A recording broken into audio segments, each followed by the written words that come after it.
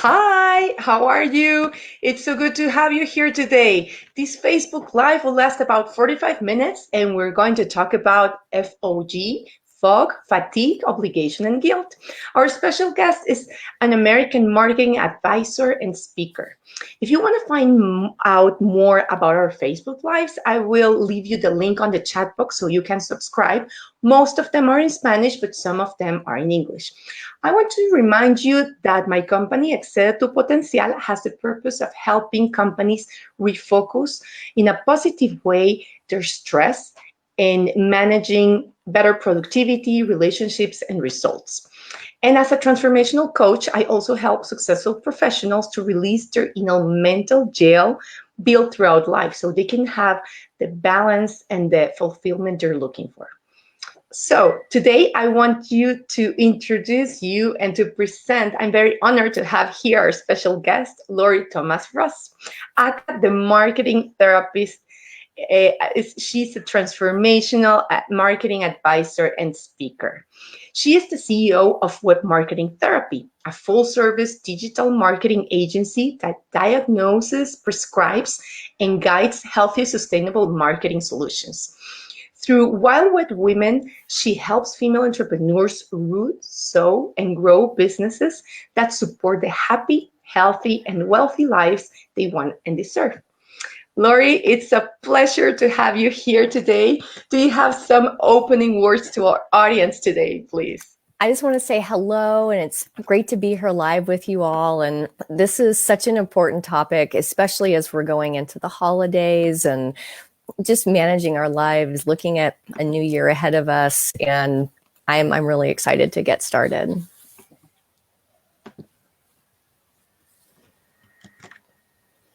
Hi. Oh, sorry. I missed something here.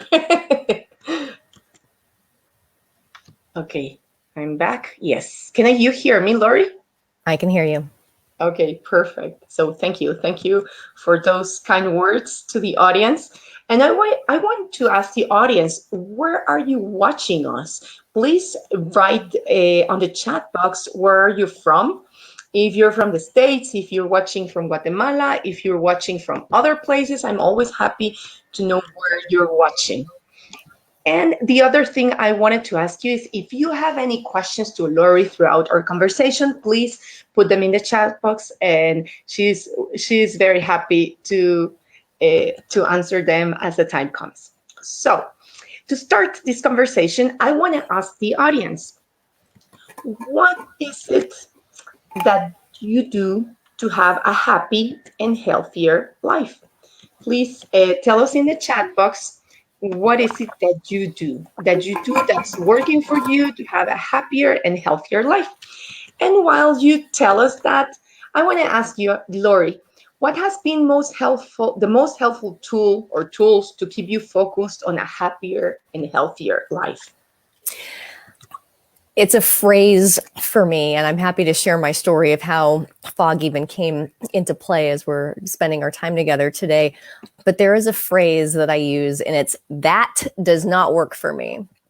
And as soon as I hear "we need you to do this volunteer thing," or I need to drop everything and help my child with her homework, or I need to make a deadline for a client, it either works for me or it doesn't work for me. And as soon as I can tune into that, Mm-hmm. it helps me set boundaries, it helps me manage stress, and it helps me respect myself and others. But that phrase, whether it's "can you make dinner," or whatever it is, when you say that doesn't work for me, it's non-negotiable, and it's amazing. I mean, it's like, oh, I've used that with the Girl Scouts that I co-lead Mm-hmm. with, and that doesn't work for me, and they're like, oh, okay, and I'm like, it works. It's a very powerful phrase, and it's so simple. But I would say for me, and I've had especially women say, I use that now on with my partner, or I use that with my kid, or I've used that at work. And it's not being mean or disrespectful. You can follow it up with, that's not going to work for me. Here's what I can do. And all of Mhm. a sudden it's, oh, okay. So I would say that that phrase has been my secret weapon since I had my stress breakdown and breakthrough. And shining the lights on that fog is the analogy that I use. Yeah, yeah. And I would love to hear your story so you can share with the audience why did you come up with this phrase and you had your breakthrough on stress management and on fatigue, obligation, and guilt. And I love the Yeah. phrase. And it's actually amazing now. It's almost 2 years to the day. It happened in November 2 years ago, and I live between Atlanta, Georgia, and a community called Serenbe that's south of the Atlanta airport. So it's like a city and Mhm. country, and not very far, like an hour apart. And I had a dinner for one of the volunteer associations I'm Mhm. involved with. It was a school night. I was tired. I didn't really want to go, but I felt like I should go. And I told my husband, I'm going to drive and do the dinner. You manage our daughter. We have a now 9-year old. I'll be back. I'm going to go do the dinner and come back. So you put her to bed. I can be there in the morning. And I had the dinner. I came back to my house. I cleaned my house. I made myself a cup of tea. Texted my husband and said, I'm on the way home, put my phone in the purse, put the purse on the seat of my car, and I began driving home. This is a road I've driven thousands of times. I had a little bit of fish for my dinner left over for the cats. I was feeling really good. Imagine myself pulling into the driveway in Atlanta and having a glass of wine, the one I really wanted to have at dinner but didn't. And wanted to like imagine myself telling him about my day. I put on my little essential oils, like everything's good. And I'm driving down the road, and all of a sudden I'm like, wait, like I'm the car stopped, and I'm like, it's super dark, um and I was totally like confused. I'm like, what happened? And then I hear these lights pull up, and I hear, are you okay? And I roll my window down, and I was like, yeah. And I start to say, yes, I'm fine. Branches come flying in across my face. I was Wow. completely, what had happened is it was dark, it was foggy. I did not have my brights on. It was a country road. I drove my car off the road. I flew, and I didn't even know I took air. I was cushioned. It was a miracle because there were two telephone poles. My Subaru Outback, here's a testimonial for the Subarus, went right in between and was cushioned by all of these branches. I Wow. didn't even know I didn't even know I had an accident. It was so fluid and seamless. And but I kicked into like I'm superwoman, I'm the business Mhm. owner, I'm a mom. I'm like, I'm okay. I'm okay. I had to climb out of the back seat of my Subaru. I could not even open the door. My car was so Yes. packed in. Uh-huh. I'd climbed out the back, and I kicked into this like I've got this. I'm okay. The police came and they said, what happened? And I explained, and they're like, well, who can you call to pick you up? I'm like, oh, I live down the road. I can walk, right? I just had a major accident. So my husband and I had to fish because my purse fell down onto the floor. I had to find Mhm. my phone and tell him what happened. I used the emergency thing. And he said, what are you going to do? And I said, I'm going to walk home. And he called, and I had a really sweet, actually two neighbors come, and they took me home. And I was like, I can, as soon as you get the car out of the woods. And the tow truck driver even grabbed my arm, and he said, do you understand that God was on your side tonight? And I said, I know, I know. And I was still disoriented and embarrassed Mhm. and flustered. And my friends brought me back to my country house. There was clearly no way I was going back to the city that night. And I began to cry. I got on the phone with my husband. I had never been away from my daughter overnight at this time. And my husband said, I know you're going to make a big thing out of this and you're going to see the lesson. He goes, but for now, just try to go to sleep. And Mhm. so I reflected. I'm sitting in my room thinking about what I did wrong. And I replayed things, and I did not have the brights on. And when you're driving in country roads, you need to have the brights on. But I looked at my life that on paper seemed perfect. I have a great business. I work with amazing clients. My team is fantastic. I've got an amazing husband, a cool kid. And so, but I was volunteering. I was saying yes to everything. I was trying to be the super wife and the super mom and the super boss, and I was depleted. And even though I know now that I didn't really pay attention to it, and I just kept like trying to power through. And I realized that this fog was a mix of fatigue, an obligation, and guilt. Fatigue, obligation, and guilt plague women in ways that I didn't realize until I became a mother. And I want to make people happy. And I just always felt like I could do it. I'm healthy. I eat well. I take very good care of myself, but I just kept putting more and more and more on myself. And so once I began to break down the fog, this fatigue, this obligation, and this guilt, the fatigue wasn't that I was necessarily exhausted. It was just that I was mentally fatigued. And I just felt like I was always, like checking my phone. What do I need to be doing? The obligation, and especially what happened that night, I didn't say to the organization I volunteered for, it doesn't work for me to drive down tonight. You all have a nice dinner by yourselves. I said, I'll be there. I'll make it happen. I don't want to let anyone down. But also I had the guilt of leaving my husband alone with my daughter, which is amazing. I mean, he's super capable, but I felt bad. I felt like I needed to be doing all these things. I felt bad for, whatever. Everything. Everything. And so once I started to look at these three things and how they were just eating away at me, it made me realize that I needed to get clear, and I needed to really get behind the wheel, literally, of my life, and start to move things around. And there were things that had been really eating away at me. I had some very tough conversations with my coworkers about what I needed that I felt like were hard conversations. And they were super easy. I said, here's what I need. And it was, okay.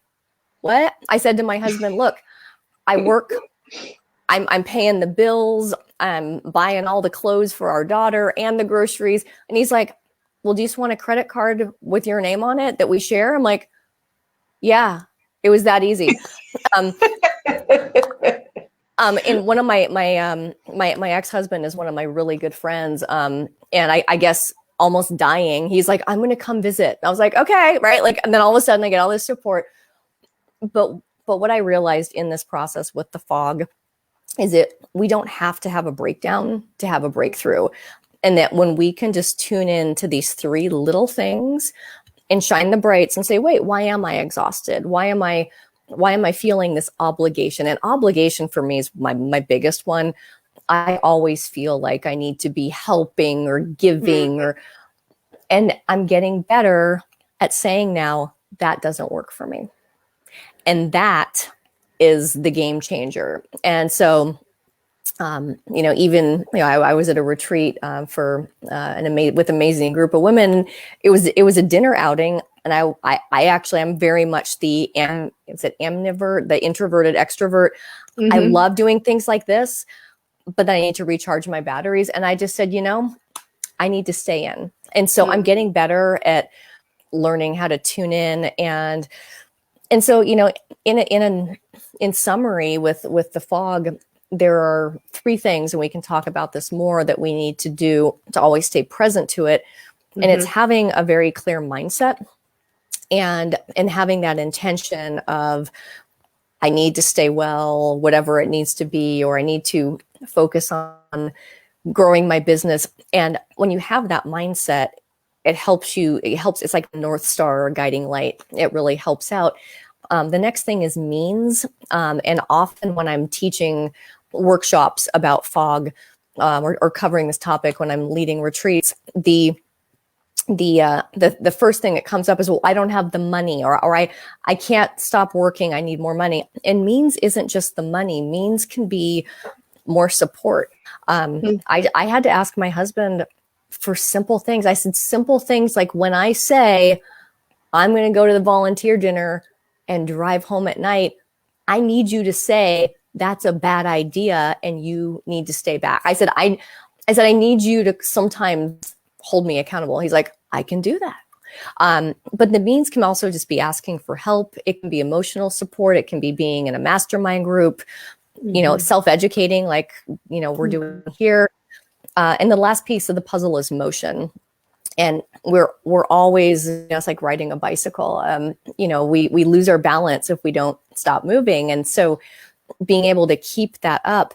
And so if I begin to fall into the fatigue or the guilt, I need to get back and get back into this intentional motion so that I can manage stress. And also respect is reciprocal. So if I'm respecting myself, my clients are going to respect me more. My coworkers are going to respect me more. My family, my child, my animals will respect me more. And so it's a simple formula, but it makes a really big difference. Yeah, and I love it because it's very simple as you're saying, but it's very deep, because and I ask you this, how do you have a clear mind?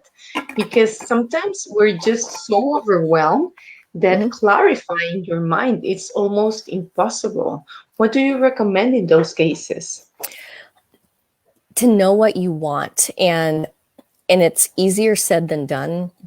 But when I am working with people, whether it's helping them overcome stressful marketing or changing business goals, the first thing is, where are we going, right? You can get behind the wheel, but if you don't have a map and directions, or you don't have a destination, and for some of us, it's I want to work less. For some of us, it's I want a relationship or a healthier relationship, or I want these different things. There is a fantastic tool that coaches use called the Wheel of Life. And any of you can Google it. And for me, I was something I did in my late 20s, and I had one of my first coaches in Santa Barbara, California, where I used to live, and she gave me the wheel, and it was family, money, love, and relationships, and environment. And I'm thinking, I've got this. Like, I'm going to fill in all the pie pieces. I live in Santa Barbara. At the time, I think I was probably like 100 pounds. I was totally underweight. And even though I looked healthy, I was not. I was totally fatigued physically because I was just going. And so as I got honest and I started to fill these out, and there was a huge piece of pie, and I was recently divorced and was looking at this empty piece for relationships, and it was so clarifying. And the coach said, do you realize you work so much and you've created this life for yourself that makes no room for relationships? It was like, whoa, honesty check. But I do that Wheel of Life at least once a year, and I encourage anyone. Yeah, me too. It's such a healthy process, and that allows you to get clear. And for me, over the last year, my physical environment has been a big point of stress for me. I'm a design snob. I like places that inspire me. I like, and it doesn't have to be expensive. I had some beautiful home improvements. Yeah. And so now being home with the quarantine, I was like, I'm tired of my gravel driveway. I'm tired of these things. So for me, and in that pie, the physical environment has been a big priority in giving that intention and having that what I want clear. The energy has shifted quite a bit, which has been really powerful, and it's been very inspiring for me. And even though there's stress of doing that work, there is also the progress and the investment of doing that over time. So yeah, I would definitely say that Wheel of Life is a great way to give yourself that healthy self-diagnosis of where you're at and what needs to change. Yeah, no, and I would like to add to what you're saying is more important because it's easier to know what you don't want than what you want. So part of the exercise is, be very honest with yourself. Even sometimes we want things that we think are unreachable, or in your case that you told your story when you ask your coworkers and all your team and your husband for things in your mind, you weren't going to get them, or they were too hard for you to even say. And at the end, we just make these stories in our minds and we think they're real, but they're not until we confirm them with the people. So we really don't know if it's going to be a yes or a no until we confirm it. I remember a salesperson at a shoe store in Panama when I lived in Panama. He was selling me these shoes, and I wasn't sure if or not to purchase them. They were a bit expensive at the time. So he was like, something I learned of selling shoes is that I already want the no. So I know that the no, I have it for sure. So I'm going to explain to you why I think you should purchase these shoes, because the no, I already won. I love that phrase so much because it's true. When you ask Mhm. for things, the no, you already know that the no, it's there. You have it. And you made such a good point too about knowing what we don't want. When we put that energy in the negative space and we talk about, I don't want clients like this, or I don't want da da da, you're attracting that. And you're in this scarcity, yucky, Mindset. yeah, in the mindset. And so it's simple shifts. So like when I talk about the mindset, the means, and the motion, it is very easy to say, I don't want to work so much, or I don't want to be doing all the housework, or I don't want all of this. But to actually know what you want and to say, it looks like this, it's a different energy shift.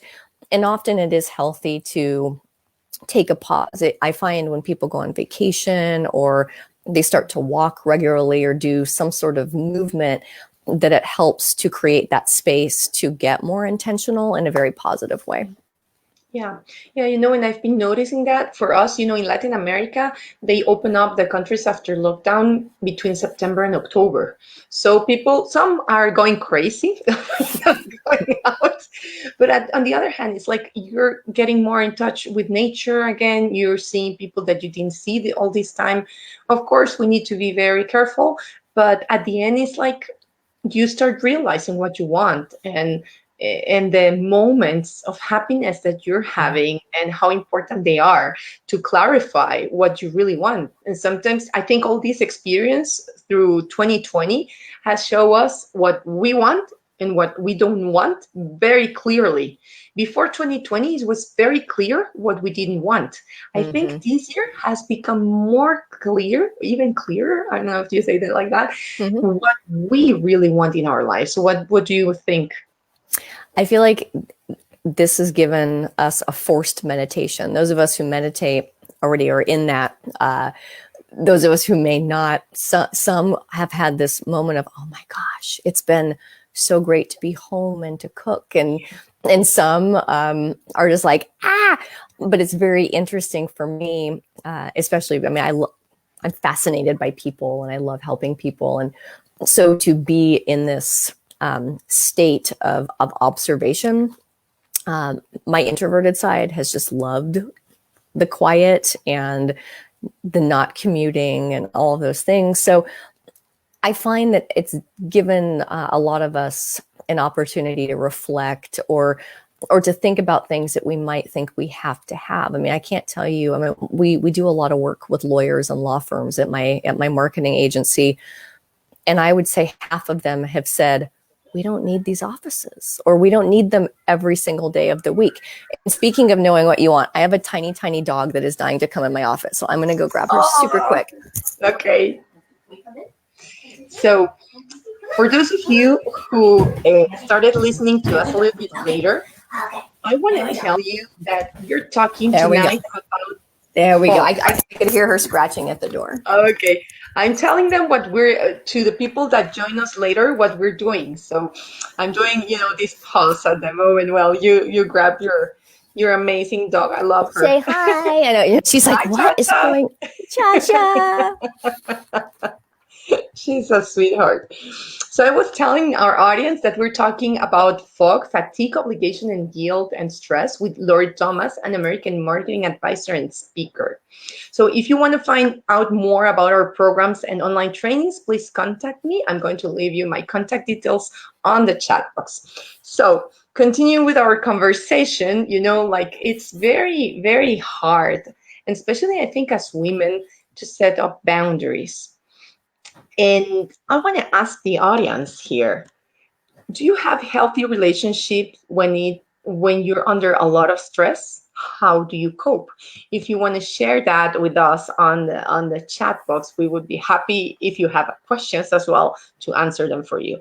And meanwhile, I want to ask you, Lori, um, you mentioned the power of managing relationships as a way to stay fog free. How do you do this with your partner, clients, coworkers? You mentioned like what you ask them, you need it, and that's like really healthy way to manage the fog. But what else? Can you explain a little bit further? Absolutely. Relationships are everything. Even in marketing, I always say to my clients, the meaning of marketing is maximizing exchanges, but that sounds so transactional. And so we talk about maximizing relationships. And as a business owner, it's so important to manage relationships. But also we, as a team, and I've worked with many of my coworkers for a long, long, long time, we'll notice sometimes if a client has a stressful day or you're feeling something coming through, and I always think to myself, and I've said this, my coworkers are like, oh, let's see them try to stress Lori out. I've had a great night's sleep.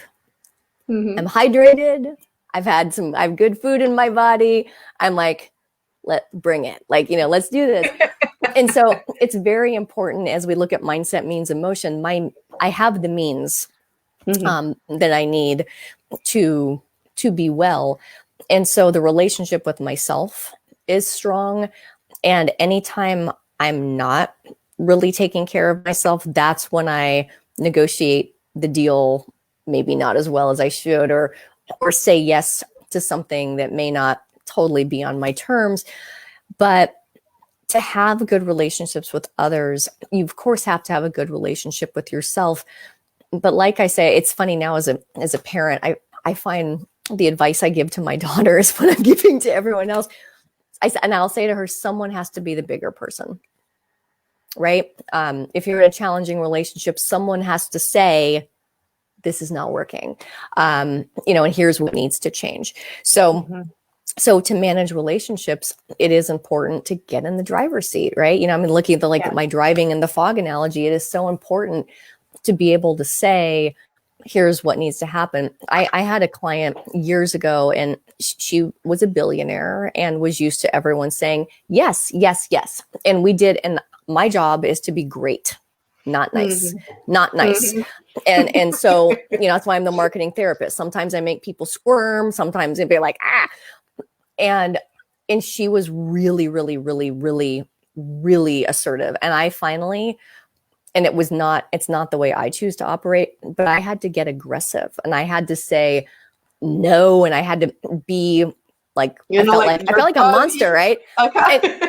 And she was like, oh, okay. And I was like, oh, so this is how we have to play.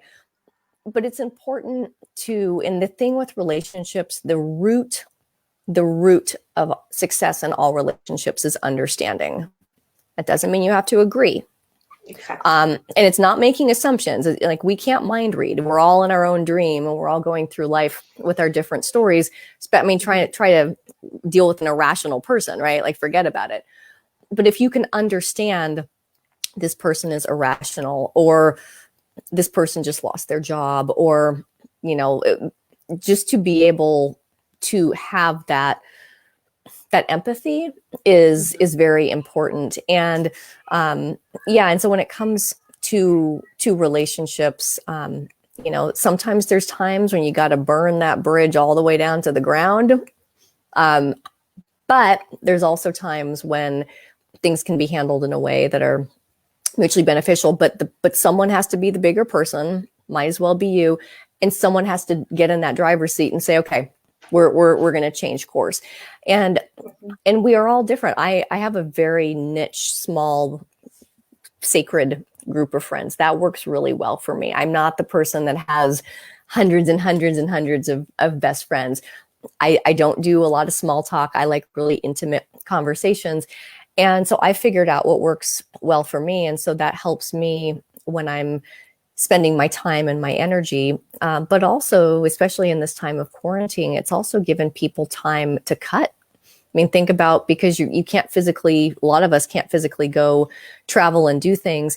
It also has created a natural pause button. So relationships need to nourish us, and it goes back to that means. And if we're getting the nourishment and we're giving that nourishment and it's working, but if these relationships are just sucking the life out of us, it's definitely time to reevaluate. Yeah, but that part is complicated when it's your family and you live with them. It took me a long time to realize that I did not have to tolerate things that were not healthy. And in therapy, right? I'm the marketing therapist, but in real therapy, there's a circle called the victim triangle. And there's the victim, of course, there's the prosecutor, and there's the rescuer. And I went through that lesson when I was in graduate school, and the teacher's writing this on the board, and it made me look at some very challenging relationships that I dealt with almost all of my life. And I thought, oh my gosh,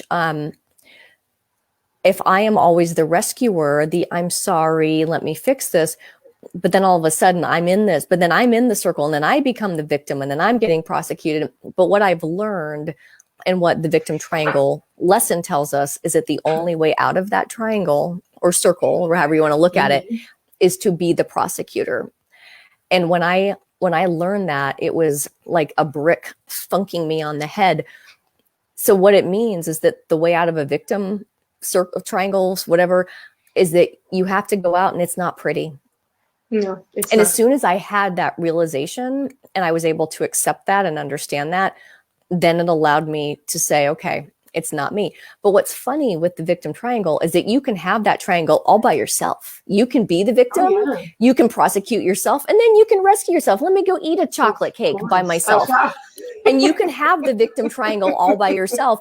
Yeah. And so also, as you're looking at your relationship with yourself, if you're like, oh, I'm beating myself up. Oh, I'm being a victim. I'm feeling sorry for myself.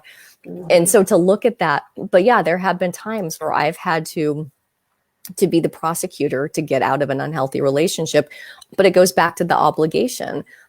And it wasn't, I think about a family experience. For years, I would drive to a family Christmas that was 3 hours away, and we'd stay late, and we'd drive back 3 hours, and then I'd drive another hour or so to get to my home.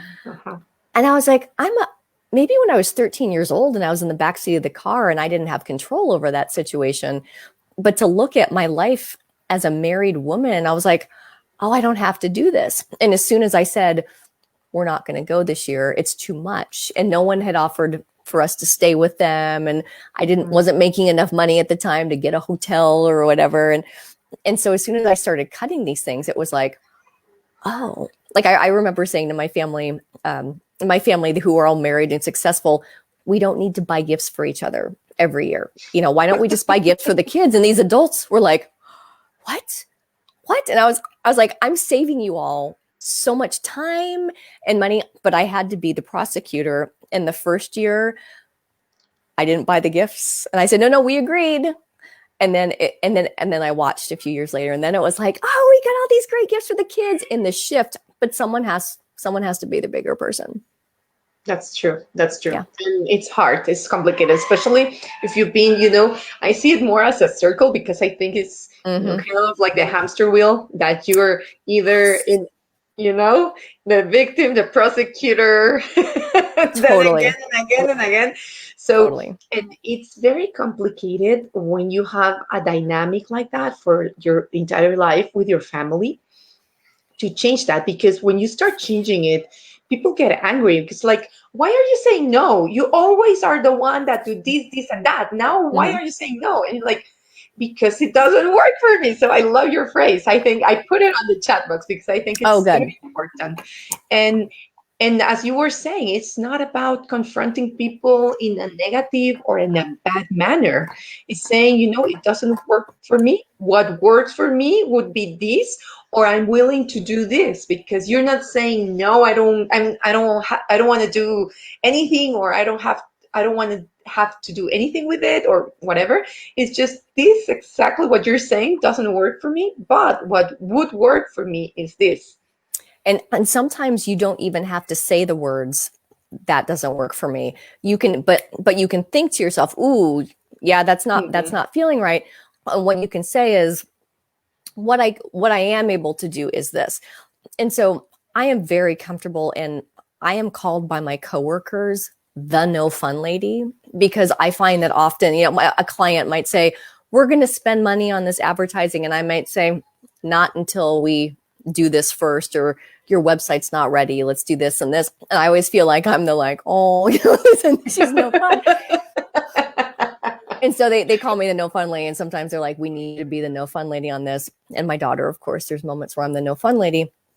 I'm very comfortable being the no fun lady. I've embraced that role. I accept it. I love it. Some people are not happy with that. And so you don't have to say that doesn't work for me, but you can use that as your gauge of, what doesn't. And it's so simple. If you're just like, oh yeah, no, I'm not going to be able to volunteer this Saturday, or I'm, I think about people I used to work for in the corporate world of like, no, I'm not going to be able to work on that project this Saturday, but and there may have been times when I was where I would, and I'd actually realize what was on the flip side. And there have been times, but you have to make, it's life is full of so many choices, and we need to choose ourselves. But there are times that sometimes we need to figure out, happy medium. Yeah. And sometimes I feel like it's like rolling the dice, it's like, it actually might be good for me. I mean, there's been times where I've stepped way outside of my comfort zone, but I've been really excited to do so. And I understood what was on the other end was really positive. And that's something to think about too, as we're growing, right? I mean, as we manage our stress, we're always in a personal growth. Ideally we're always growing. And growth doesn't happen with a cozy blanket on and a cup of tea and someone waiting on us. It usually happens where it feels different. And the first couple of times, right? And the first couple of times you say, oh, I don't know about that. Or, and like when I said to my husband, I'm feeling really, really, really, overwhelmed with all the things I'm buying for our daughter. And I need help with that. And he was like, okay.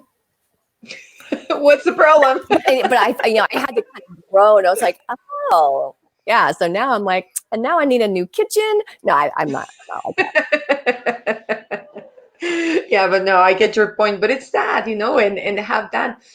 First, I think we need to have that confidence that we don't have to trust our stories in our head. We need to confirm them. Maybe, and as I was saying, the no you already have. Yeah. And also for us to ask for help. That is especially what, people who are dealing with extreme stress, depression, anxiety, it's often because we feel like it's all on us. But to be able to say, I don't know what I need, but here's where I'm at. And so there are times, and it opens things up, and it also allows the universe to come in and support you. And even if what you think you might need help with may not show up as the right thing. But it's what you're seeing, because sometimes not sometimes, when you're in a dark place, you don't see the light. There's no light at the end of the tunnel. So just to verbalize what you don't want, it's a start. But willing to move away from that place, that's the most important thing, because sometimes we get stuck in that place and we continue in the hamster wheel, but we don't see the light at the end of the tunnel, but we are not doing anything to move to a different place too. So that's when it's, a call to action. We need to do something. And definitely it has to do with our beliefs. It has to do with the stories that we make in our minds. And, going back to the fatigue, obligation, and guilt. If I say this, then this will happen. And it has to do with guilt. It has to do with, I'm not going to be good enough for my family, for my husband, for my kids, for my work, whatever, but it's all in your mind. And we actually, once we start to use this fog analogy in our vocabulary, we can almost start to feel the fog. I noticed that there are times where I feel like, and I'm not going to be able to get a hamster wheel out of my head probably for the next week with everything. I just see this little hamster running. But I feel like even that energy is just this like chaotic, stressful, foggy, however you look at it. And so anytime I start to feel that, it's like, pause, what is it? Is it a combination of fatigue, obligation, and guilt? Is one, we're always going to feel some of this. You know, I mean, Yes. our lives are not going to be super clear all the time, Perfect. No. but there are certain levels where you're like, ooh, I'm feeling really depleted right now. I'm feeling really fatigued, or the stress of this project is too much. I need to find a way to pause or to get some support. For me, the obligation is the one that I even wrote a blog post about this, about how the people who are super reliable are often the ones that just get heaped more and more on, of like, oh, Lorrie can handle that. Like, and I'm like, Mm-hmm. so, but then And you see a yeah. lot of that in the corporate world, Mm. especially from people that are going through burnouts or that are almost there. It's because they're like, I'm the Superman or the Superwoman. Give me more, give me more. I'm reliable. I get everything done. Give it to me, give it to me. I had lunch with a former professor probably 15 years ago, and I remember sitting at this Chinese restaurant, and she was talking about a speech that she gave, and how for women now we are expected to make the bacon, to cook the bacon, and to be the bacon. And I was like, oh. I was still in my late 20s. I was like, did she just say that? Like, oh my God. But it brought up all of these feelings of like, whoa, women are expected to be the super achiever and the super parent. And it's really, it's exhausting, but often we put it on ourselves. And so there are things that we do. Like for me, I'll donate graphics to my child's school, but then if they ask me to do more work and I say, you actually didn't use the right versions of the graphics we gave you last time, so if we do it again, here's how it's going to need to work for me. And they're just like, oh, did she just say that? I'm like, you're darn right I said that, because my time is money and respect is reciprocal. And you can find ways to be positive with what you need to say, but the whole concept of having to like make the bacon, cook the bacon, and then like be a supermodel, a gorgeous, be the bacon. When you look at it that way, it does help us realize what society put on us from a pressure perspective. And one of my favorite books is Don Miguel Ruiz's book, The Four Agreements, and how there's only, like always doing our best. Well, sometimes our best, if we're fatigued and we're dealing with obligation and guilt, our best is not going to be the best, but we need to be there and then work on that so that we can be our best at other times. And one of the agreements is to be impeccable with your word. And it's using language not only kindly to others, but also to yourself. And so many times, I mean, my gosh, so much stress is brought on by our own negative self-talk. So, and of course, the other two, since if anyone's curious, are to never make assumptions, and to not to take anything personally, which is a very challenging one. But those agreements, I think I read that book. I think I read it in college, and it's just one of those things that it comes up for me whether I'm giving a talk to young professionals or women, or it's super, super helpful to stay focused on it. Not to lose that perspective, because it helps. It helps to have, like more. It helps you ground. I believe it helps you ground yourself and to be nicer to yourself, so you can be nicer to others. I remember I have had conversations with men, because at the end, the question was, okay, all this pressure to women, and what happened to men? And what I have been discussing with men, with all this pressure women feel and women put under themselves and everything, they're like, we are living as well a lot of pressure, because we need to be the good husband, the understandable husband, the husband that supports if she wants to work, if she doesn't want to work, if she wants to have kids, if she doesn't want. So it's crazy. We have a lot on our plate as well, and you don't realize that, because you're overwhelmed, that you don't realize that we're overwhelmed together. And our partners are not mind readers, and we cannot expect our partners to read our minds. And that Never. goes back to the relationships, and to be in a healthy relationship, it takes both parties to be in that relationship, and that relationship can go along the lines of, I'm in a really dark place, or I'm really overwhelmed right now, and I don't expect you to solve it. I just need you to do that. And that's what I tend to do, especially with my husband, who is the sweetest, kindest man ever. But I will say, because there's times if we talk about work, he is also a consultant, and I'll say, I don't need you to solve this. I need to just say what I need to say. Or I might say, I do need your advice. But even going into conversation in a way where you're setting a tone and saying, here's what I need, can be very, very valuable. And also to have those conversations when it is a good time. If you're really upset or you're really emotional, not the best time to do it. Alcohol should never be part of the talking time. Water would be the way to do it. So it's just being very intentional, which isn't always easy. I am not perfect. But it's so important. Yeah, it's so important to be respectful, and also just to know that our significant others don't know what's going on in our minds, especially like when I had my accident. He had no idea. He goes, because you looked like you had it together. He's like, every day you were great at work and talking about how everything was wonderful at work and things were great with our daughter at school, and we were making everything happen, and he cooks, he cleans, we are very much a team. He had no idea how much I was struggling. And so now when I start to feel that, I have now learned that I need to speak up more. And I use the analogy of the red carpet. Like, you think about the red carpet in Hollywood, and he's like, oh, this is my time to look my best and show up. In life, no one's going to roll a red carpet out for us. It's not going to happen. We have to put our own darn carpet on the ground and roll it out. And we have to give ourselves permission. It's not going to be when the project's done, when the book's finished, when your kid gets straight A's. It has to start somewhere. Exactly. I love that.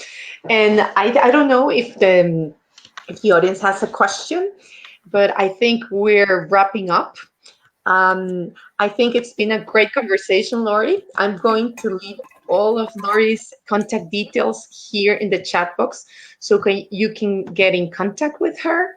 It has been really an honor, Lorrie, to have you here today. I don't know if you have some last words and recommendations to our audience before we say goodbye. As we move into the rest of the year, and I always try really hard not to use bad language, but I'm going to go ahead and use the F word anyways. Fun. There you go.